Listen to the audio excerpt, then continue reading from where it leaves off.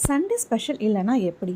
உருளைக்கிழங்கும் மட்டனும் போட்டு சூப்பராக ஒரு குருமா எப்படி பண்ணலான்றதை பார்த்துடலாமா? நான் ஒரு குக்கரில் ஒரு 4 டேபிள் ஸ்பூன் எண்ணெய் தாராளமாக விட்டுக்கோங்க. 1 ஸ்பூன் பெருஞ்சீரகம் போட்டுட்டு ஒரு 4 வெங்காயம் 4 தக்காளி போட்டு நல்லா வதக்கி எடுத்துக்கலாம்.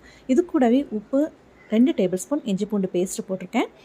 1/2 ஸ்பூன் மஞ்சத்தூளும் போட்டுட்டு தக்காளி வெங்காயம் நல்லா வதங்கி வரணும்.